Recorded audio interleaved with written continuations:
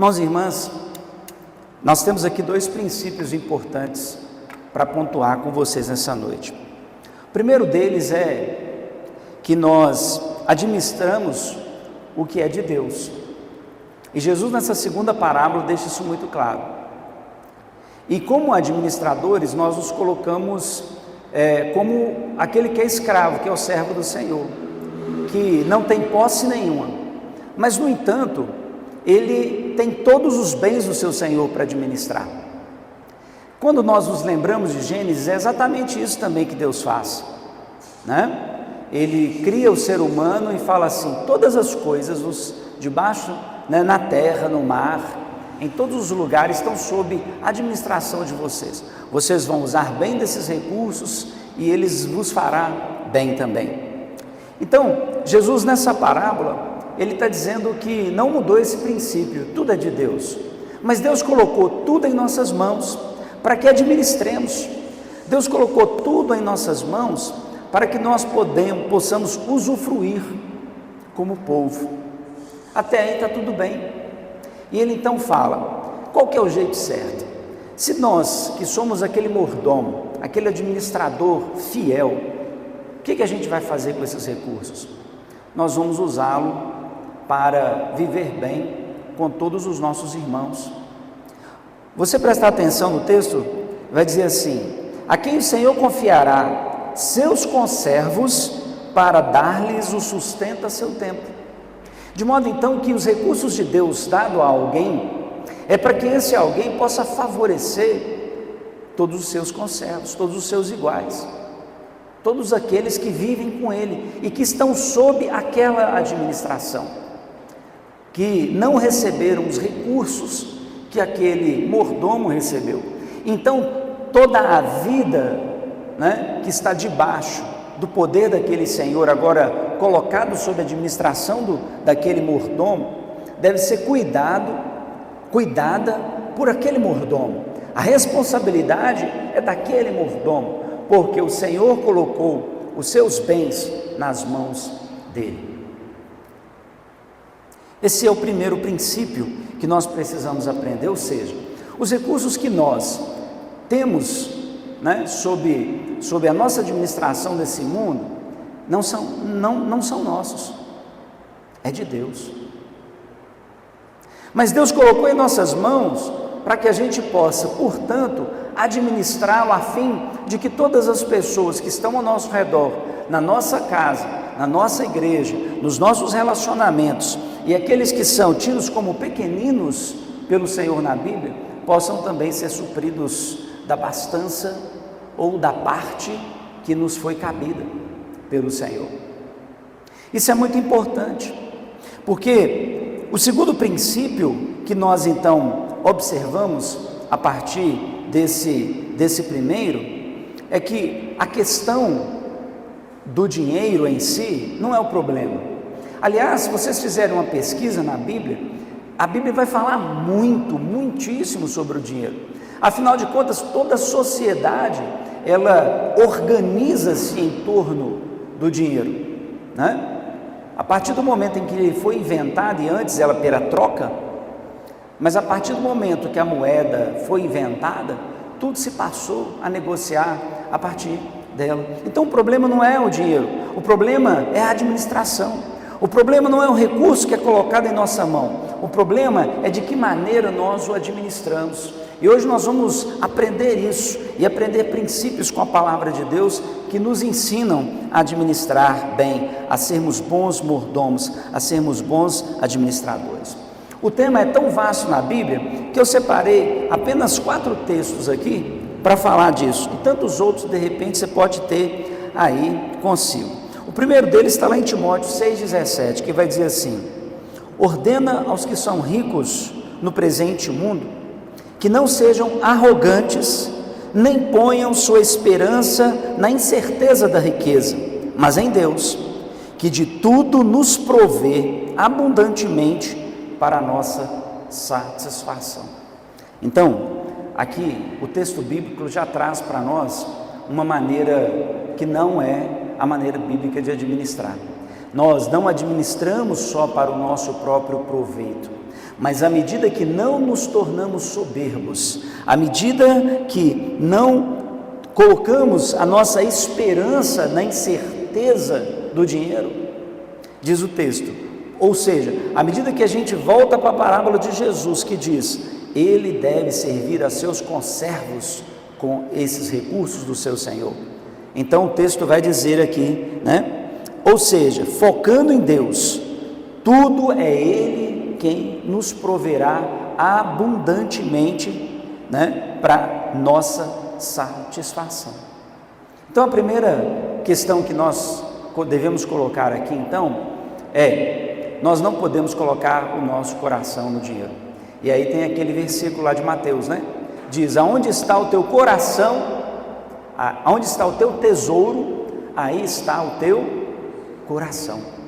E então, o dinheiro não pode ser o lugar do nosso coração, não pode ser o nosso tesouro. Porque o nosso tesouro então estará colocado no lugar errado. Porque diante da administração de Deus, tudo o que Deus nos colocou para administrarmos é dele. E Ele espera que administremos para o bem comum, para todas as pessoas. É difícil ouvir isso, porque a gente aprende desde que nasce nesse mundo, que a gente tem que ganhar para a gente tem que acumular para a gente tem que folgar a nossa alma. E aí eu me lembro de outro texto, né? Até um grupo chamado Cades Barneia, de São Paulo, da Igreja Renascer em Cristo, fez uma canção a respeito daquele texto, né? Um homem era dono de uma grande posse e fez uma grande colheita e disse para si mesmo, eu construirei outros 7 grandes celeiros, a fim de colocar toda a minha produção e toda a minha riqueza neles, e aí eu posso folgar a minha alma. E Jesus conclui, louco, e se essa noite Deus te pedir a sua vida, o que você vai apresentar a Ele? O que já é dele? Essa aqui é a resposta simples, o que já é dele. Por isso, irmãos e irmãs, nós não devemos colocar o nosso coração nisso, porque é incerto, porque nós não podemos garantir. Dizem que dinheiro de loteria é uma desgraça. Eu nunca fui pesquisar a respeito, mas dizem que as pessoas que ganham geralmente terminam na miséria de novo, porque os outros ao verem, e a arrogância e a ganância tomarem seus corações, eles vão fazer de tudo para ter aquilo para eles mesmos, e aí vira uma briga, né? Muitas vezes herança vira uma disputa dentro da família, né? A gente vê isso retratado muitas vezes em novelas, e o texto aqui vai dizer mais uma vez, olha, não ponham sua esperança na incerteza da riqueza, mas em Deus, que Ele irá prover abundantemente toda a sua satisfação. Então essa é a primeira lição que nós devemos aprender a respeito de como administrar bem.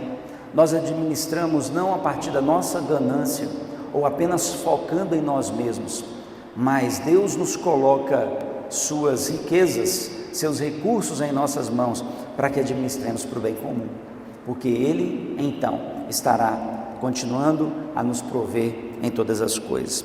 O segundo texto é Eclesiastes 5:10, que vai dizer assim, quem ama o dinheiro jamais terá o suficiente, quem ama as riquezas jamais ficará satisfeito com os seus rendimentos, isso também é vazio, é vaidade, isso também não faz sentido. Então, irmãos e irmãs, o que a gente percebe aqui, né? Vai na mesma direção, ou seja, aquele que serve ao dinheiro nunca estará satisfeito. Você já viu alguém que serve ao dinheiro e está satisfeito? Você já viu a pessoa mais abastançada no mundo que fala assim, basta, chega? E há pessoas que chegam ao cúmulo, eu não lembro qual novela, porque ela é muito antiga, de um senhorzinho que ele comia mal, tratava com miséria a sua família, mas ele tinha na sua casa um quarto lotado de grandes riquezas. mas ele servia as riquezas e não se servia das riquezas, nem para si, nem para sua casa e nem para ninguém que tinha necessidade. Essa é a diferença que esse texto está dizendo. Se você colocar seu coração lá, ele será como um vício na sua vida, ele vai te dominar, nunca será o suficiente, nunca será o bastante, nunca será demais. Por isso que às vezes pessoas, por exemplo, com quanto menos recursos têm, não entende muito bem a vida de pessoas que têm muito recursos e que faz isso. Mas fulano tem tanto, se eu tivesse 1/10 disso, nossa, para mim já seria o suficiente para a vida inteira. Ambos pensamentos equivocados, porque o pensamento continua no mesmo lugar. Por isso que muitas pessoas empobrecidas, quando ficam ricas, passam a desprezar os seus alheios, os seus semelhantes, aqueles que estavam na mesma condição dele antes, né? Muitas pessoas se tornam avarentas e se tornam gananciosas e pensam que o dinheiro lhes deu poder para subjugar, para maltratar aqueles que antes estavam na mesma condição que ele mesmo. Então a Bíblia diz que uma das maneiras de nós vencermos e administrarmos bem é que o que está em nossas mãos é para que a gente administre bem e favoreça quanto mais pessoas que pudermos. Wesley fala sobre isso quando ele fala sobre as regras, né, para os metodistas. Ele vai colocar 3 princípios importantes: ganhe o máximo que puder, economize o máximo que você puder com o seu trabalho e doe, né, o máximo que você puder. Não sei se você sabe, mas Wesley era um homem muito importante na cidade de Londres.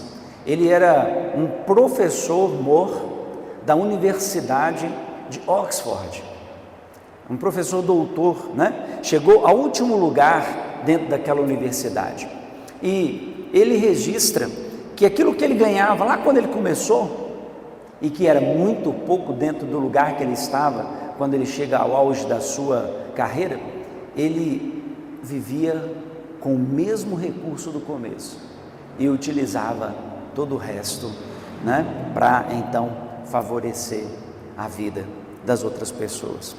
Eu sei que isso não é uma regra para você, isso não é para você uma obrigação, mas é um princípio, é uma questão de princípio. Cada um de nós então precisa não ter o nosso coração no dinheiro, mas em Deus, que vai prover toda a nossa satisfação. Jesus disse isso para nós. Eu citei aqui quando ele falou sobre os passarinhos, quando ele falou sobre o lírio do campo, e ele termina dizendo: será que o Senhor não sabe que vocês são mais importantes, são o primor da sua obra e não vos satisfará? Claro que sim, é a resposta. É uma pergunta retórica, né? Claro que sim, óbvio que o Senhor cuidará das suas necessidades. O terceiro texto é também Provérbios 13:11, que diz assim: o dinheiro ganho com desonestidade diminuirá, mas quem ajunta aos poucos terá cada vez mais. Então aqui está falando também de administração. Muitas pessoas que ganham muito e não cuidam da administração desse recurso, porque pensa ter muito, pode acabar tendo nada, e ao final da vida não terá mesmo. Não sei se você sabe, mas conta-se a história de que Alexandre o Grande, que foi um dos grandes conquistadores da história da humanidade e subjugou muitos reinos e portanto acumulou desses reinos muitas riquezas, diz que ele aconselhou aos seus servos que quando ele morresse, que colocassem ele num caixão cheio das riquezas, das riquezas que ele conquistou, e deixassem a sua mão pendurada pelo lado de fora e fizessem uma procissão pela cidade. Com isso ele queria então ensinar um princípio importante. Olhem agora, de que me servem todas as conquistas que eu tive daqui para frente, né? Afinal de contas, não continuarei a usá-las e a prover-me delas. Então não coloque o coração demais de vocês nisso, porque o tempo que nós temos é curto diante daquilo que você pode viver para conquistar. Então, irmãos e irmãs, é o mesmo princípio. E o último texto, eu quero ler Hebreus, capítulo 1, versos 3 e 5, que diz assim: sejam vossos costumes sem avareza, contentando-vos com o que tendes, porque ele disse: não te deixarei, nem te desampararei. Quando nós convivemos com as pessoas, a gente percebe, principalmente no mundo, né? A condição nunca é a mesma, nunca é a mesma. Eu, por exemplo, já fui pastor de pessoas na favela, e que era até difícil estar à mesa com elas. Não significa dizer que toda pessoa que está na favela é uma pessoa descuidada e sem higiene, mas é uma propensão, né? Por causa do ambiente sujo e ruim que eles vivem por causa da falta de recursos para adquirir coisas boas. É uma propensão. Porque eu já, nessa mesma igreja, já tive dificuldades em me alimentar numa casa, e fui numa outra casa, nas mesmas condições, e podia, procurar, que você não achava sujeira. As vasilhas muito bem lavadas, o almoço simples, um arroz com feijão, um ovinho, mas assim, delicioso e muito limpinho. Então, os recursos que Deus põe à nossa mão, eles, está dizendo o texto aqui, se contente com eles, mas use-o de maneira zelosa, de maneira cuidadosa, de maneira a valorizar aquilo que Deus colocou para você administrar. Então, a questão não é a quantidade, a questão é o valor, aonde colocamos e de que maneira administramos. É isso que esse texto aqui está nos ensinando. Mas você deve estar perguntando: pastor, e afinal, os textos que o senhor leu, né? A primeira pergunta, então, nesse contexto aqui, que eu quero perguntar a você é: que tipo, então, de problemas podem haver em torno do dinheiro? Você tem algum problema relacionado à administração dos recursos que estão em suas mãos? Você, por exemplo, tem um planejamento financeiro da sua casa, dos seus recursos? Você sabe exatamente em que você está investindo, não vou falar gastar, investindo os seus recursos? Lá em casa a gente tinha um princípio, o pai falava assim: eu não preciso ter carro, eu não preciso ter muita folga nas coisas, mas a gente precisa comer bem. Não comíamos tão bem assim, mas o melhor que podíamos com os recursos que tínhamos. Era a primeira prioridade da nossa lista, era comer bem, porque ele dizia: comer bem vai fazer com que gastemos menos com médicos e farmácias. Comer bem vai dar disposição ao nosso corpo ao trabalho. Então ele tinha os princípios dele, e ele dizia isso. Primeiro aqui em casa, né? Os recursos são limitados, então nós investimos em comer o que pudermos da melhor maneira. De fato, meu pai nunca teve um carro na vida. Ele vem daquele período que era muito difícil, né? Carro era só para quem tinha bastança no Brasil, diferente de hoje, né? Que a gente vive que um jovem de 18 anos aí, se ele ganhar um subsídio pequeno, ele pode se organizar e ele pode pagar ali dentro da sua economia, tirar um pequeno valor e adquirir um carro, né? É possível hoje, o que era inimaginável há um tempo atrás. Como você administra seus recursos? Tem algumas dificuldades que eu quero listar aqui do nosso tempo presente para administrar os nossos recursos. Por exemplo, se a gente quiser obter tudo que está às nossas vistas na televisão e nas redes comerciais da internet, não vai dar certo. Por quê? Porque a gente deseja muitas coisas. Eu mesmo resisto a algumas coisas. Uma delas é ficar trocando demais de equipamento eletrônico, como celular, como computador. Esse tablet que eu uso, ele não serve para muitas coisas recentes, mas para isso que eu faço aqui, ele me serve até hoje. A minha ocupação não necessita de eu ter, né, um computador ou um tablet de última geração, porque não é com isso que eu trabalho. Então, eu não preciso investir lá 5, 10 mil reais no equipamento desse só para o meu luxo, só para o meu bel prazer, sendo que para mim há prioridades maiores. Eu não uso né, não tenho usado até hoje, por exemplo, não sou um homem das redes sociais, um celular em que a câmera seja muito boa, né, porque não é do meu dia a dia. Então, quem se preocupa com a imagem, em fazer lá, né, no Instagram e trabalhar para ser uma pessoa aí das redes, vai precisar mais do que eu. A questão é que a gente deve se perguntar sobre naquilo que estamos investindo os nossos recursos, se de fato eles são um benefício para a gente maior naquele momento, porque isso hoje tem sido uma dificuldade para muita gente. Tem muita gente, por exemplo, e eu vi isso presencialmente nessa favela, eu entrava numa casa, de um televisor, quando começaram os televisores de LED, era incrível, mas todo casebrezinho tinha um televisor de LED. Mas se olhava para cima, o telhado estava em risco de cair. Se olhava para a construção, se houvesse um deslizamento de terra, estava num buraco, aquilo ia, e de fato eu vi acontecer. Ou seja, as pessoas muitas vezes colocam o seu coração, colocam o seu coração em tesouros que não são prioritários na vida. Talvez eu esteja falando aqui não para a sua realidade, mas aplica aí a sua realidade. Outra coisa que nós devemos entender, né? Vícios de consumo, também compulsões que trazem dores e males para o corpo. Por que nós, como cristãos protestantes, dizemos que nós evitamos os vícios a todo custo? Porque a gente sabe o fim deles. O fim de todo exagero, o fim de todo vício, inclusive a Bíblia vai dizer isso, é o quê? Né? É a perda da questão da autonomia da pessoa.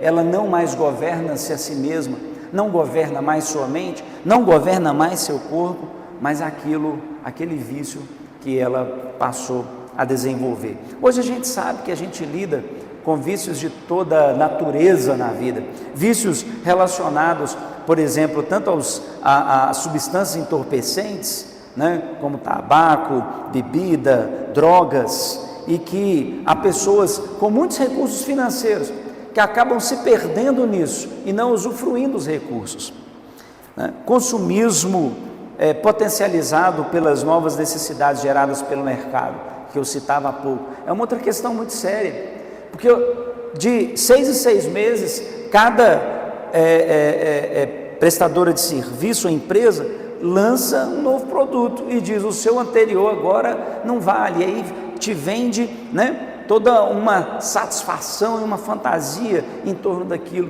para que você apenas adquira, e de repente você está diante de uma prioridade, colocando uma situação que seria mais supérflua. Então a forma com que lidamos com o dinheiro fala de como ele controla a nossa vida ou de como nós o controlamos, e nós precisamos fazer essa diferenciação boa. Quando a gente olha então para o texto de Zaqueu, o que a gente vai perceber? Até conhecer Jesus, ele era um homem cuja profissão ele era um político, né? Ele era um funcionário público de alto escalão do governo, tanto dele como do Império Romano, e ele era um cobrador de impostos, e o governo estabeleceu o valor que deveria ser entregue, né? E para cima daquilo ele podia cobrar o valor que ele quisesse. Por isso que lá no texto vai dizer assim, que quando ele se converte a Jesus, ele fala: metade do que eu tenho eu dou. Então ele começou agora a ser tomado pela lógica do reino de Deus, né? É demais para mim sozinho acumular, é demais para eu sozinho ter. Então ele fala: e se defraudei alguém, agora ele vai usar a lei judaica, que diz que quando uma pessoa lesava outra pessoa, ela deveria devolver 4 vezes aquele valor, né, que ele havia defraudado. E ele ainda se cuida para dizer: se aconteceu, provavelmente então ninguém em sã consciência que nunca fez não vai dizer isso, eu devolverei segundo a determinação da lei.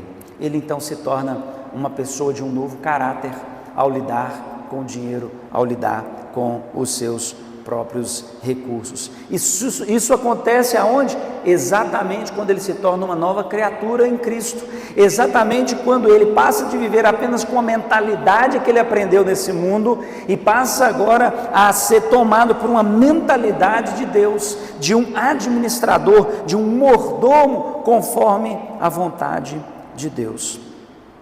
Então ele não coloca mais a sua vida no acúmulo, ele não coloca mais a sua vida em espoliar as pessoas, ele não coloca mais a sua vida em usar dos seus privilégios para se dar bem, mas agora ele é uma pessoa que vai partilhar a respeito de tudo isso.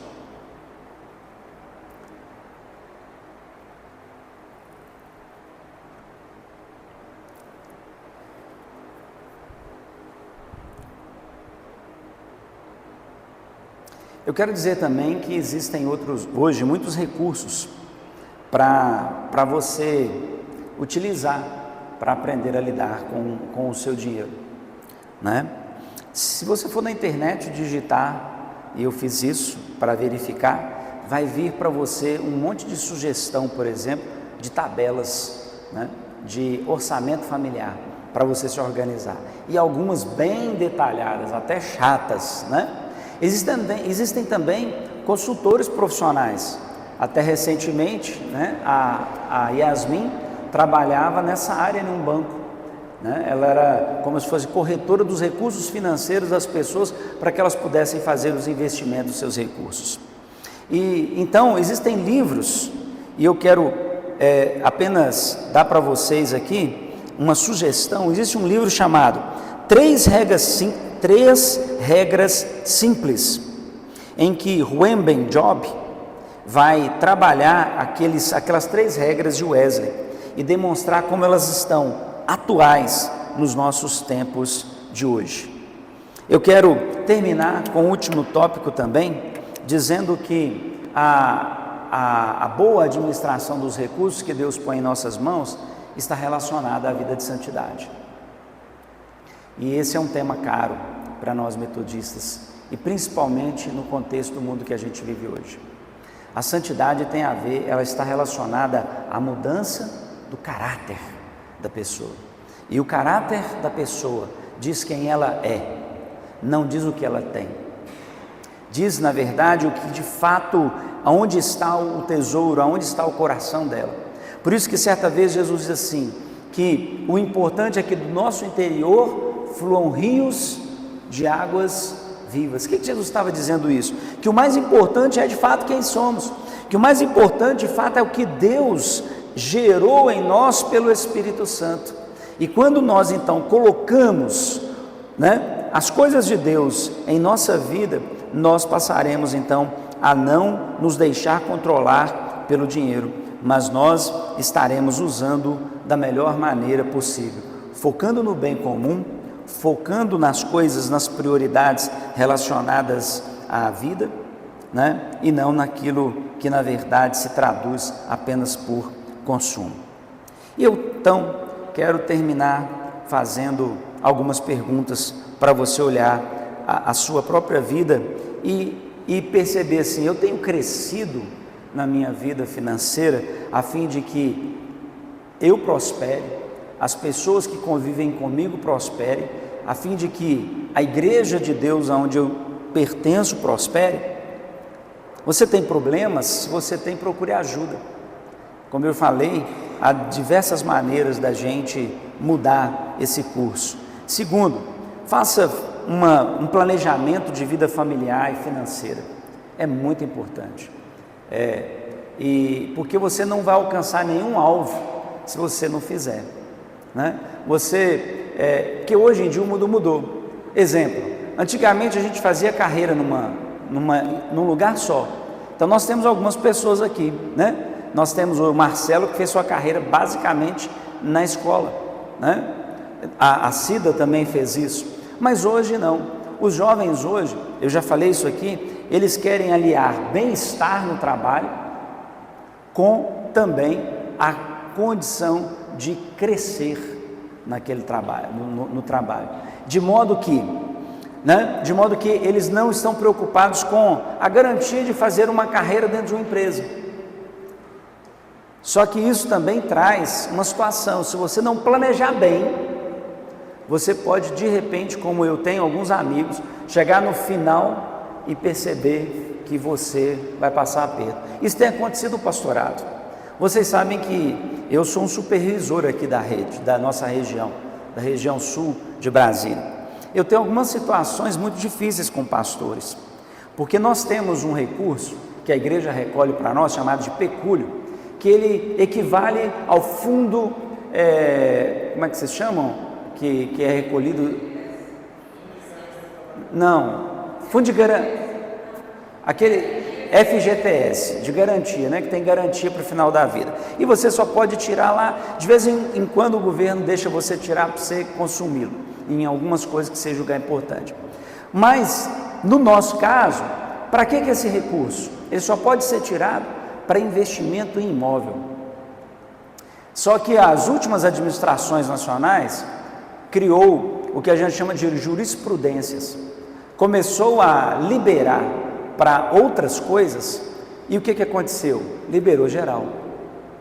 Então nós temos situações de pastores hoje que estão terminando o ministério na igreja e vão ser assalariados do governo, que não tem casa. E aí sempre morou, por ser integral, em casa da igreja, sempre teve as despesas ligadas ao serviço da igreja. E agora estão percebendo que o que vai receber do INSS não manterá para ele a mesma condição de vida, e pior, os recursos serão pequenos para as necessidades, porque quanto mais envelhecemos, mais enfermidades adquirimos, quanto mais envelhecemos, mais remédios passamos a consumir, quanto mais envelhecemos, menos força de trabalho e menos o mercado vai nos usar, de modo que os caras estão ficando de que maneira? E aí chega no final da vida e muitas vezes diz, entreguei minha vida para a igreja, e a igreja agora não cuida de mim. Tenho ouvido muito isso, e não é verdade.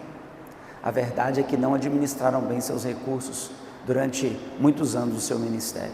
A verdade é que pegaram o seu pecúlio, que no final da carreira daria para fazer uma bela construção. Eu usei o meu pecúlio, hoje praticamente tenho a minha casa pronta, tenho uma bela casa. Eu e Deide fizemos isso, né? E investimos, nós falamos assim, nós seremos fiéis ao propósito, só investiremos do nosso pecúlio para termos uma casa. Eu hoje posso deixar a igreja, né, que pelo menos sem teto eu não fico, porque qual que é a nossa ideia? Se é itinerante, sempre se usa do recurso da casa que a igreja te dá, mas e no final? Você vai ficar sem casa. E a gente sabe que um aluguel hoje, para quem paga aí, se você não tiver no dia a dia no mercado de trabalho, com um bom subsídio, você vai morar muito mal. É só um exemplo que eu dei. Então o meu conselho é que se eu fosse tivesse sido mais inteligente, desde os meus 16 anos, quando eu comecei a trabalhar, eu já tinha feito o que hoje se chama de uma reserva privada dos meus recursos. Quanto eu não teria hoje com 52 anos de idade? Bastante, para mim, né? E para mais pessoas. Talvez não seja o seu problema, talvez seu rendimento lhe dê condição de já estar tranquilo com isso, de pegar e ir lá adquirir seu imóvel, um belo imóvel, mas a maioria de nós muitas vezes não tem e precisa. Os pastores da nossa igreja não têm, porque não somos uma igreja em que são grandes recursos destinados aos subsídios pastorais. Então a gente tem que ser o quê? Organizado, administrar bem os nossos recursos, porque Deus, irmãos e irmãs, não deseja pobreza para ninguém. O nosso Senhor é rico e dono do ouro e da prata e de tudo.